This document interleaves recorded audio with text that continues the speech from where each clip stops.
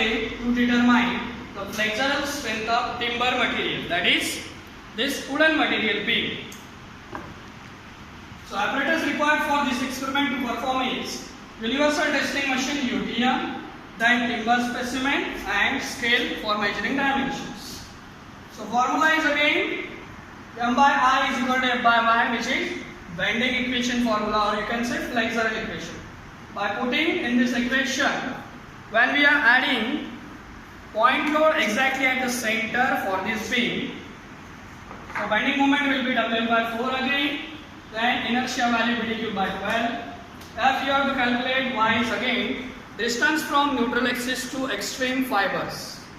So by putting all these values in this bending equation, the final expression is found to be 3 by 2 WL by BD square. So in observation, what you have to do, you have to take dimension of this. So you have to take length, then depth and width. So LBD, these three values you have to take in observation. Then by making observation table, you have to write down serial number from 1 to 10, then load, dial gauge reading, then deflection. So deflection will be comes from dial gauge reading multiplied by least count. Then finally stiffness formula is there again, load divided by deflection. So average stiffness value will be the final value for this. You have to find out what flexural strain and then finally average, what is the average stiffness value, K value. Okay.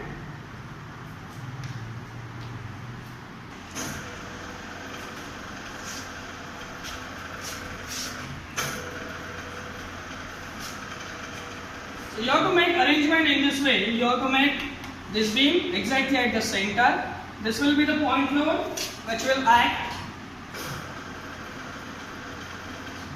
You have to make initial arrangement here. Then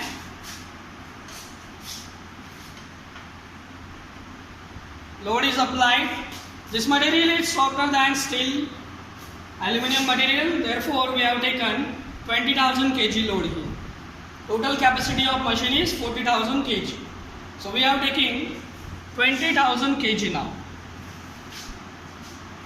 So let's count for this. 20,000 kg is 40 kg per division. These are the two knobs. We have to close it. We have to start hydraulic pump. By using this rotational knob, you have to start adding load on that timber beam. So these are the two arrows which will show how load is adding on that. With this load here, we have to take deflection by using this deflection meter. On what position you want it.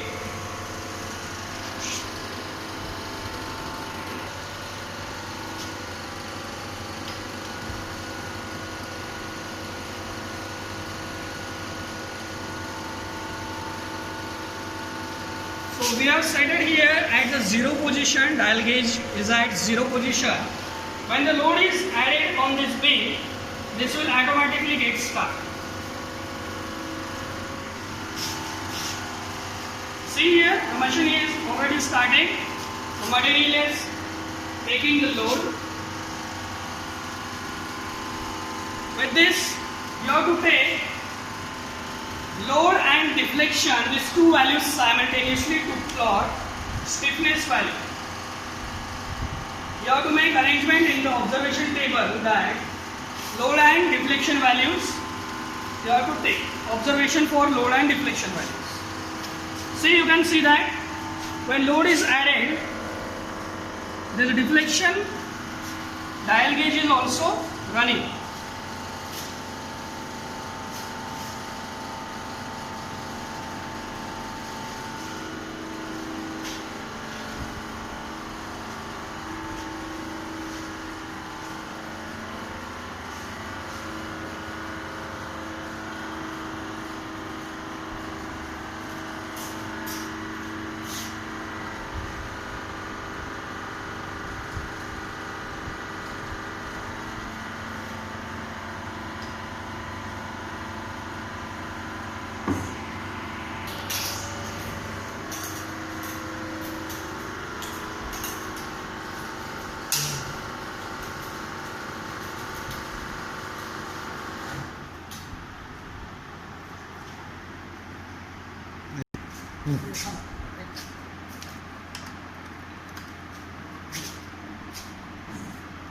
See, you can see the rupture or fracture of this timber beam. Now you have to note down the reading from here. So 40 kg per division, you have to count these divisions and you have to note down this red arrow reading.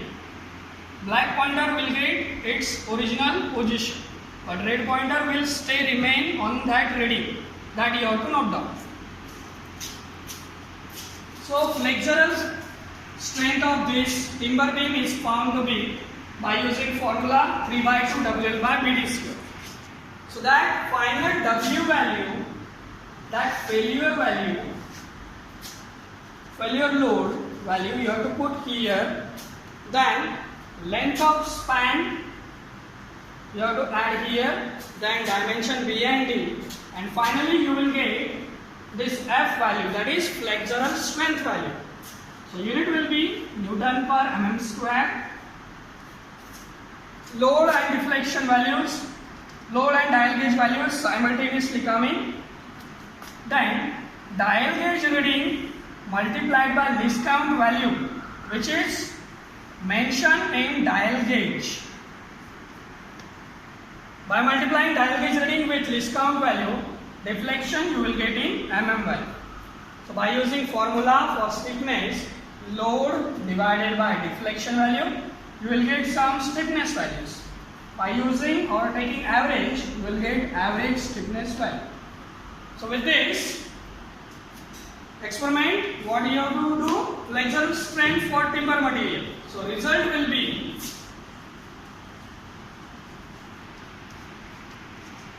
the flexural strength of timber material is found to be, that is F value in Newton per mm square. Then second one, the stiffness of this stiffness of this timber material is found to be here. Thank you.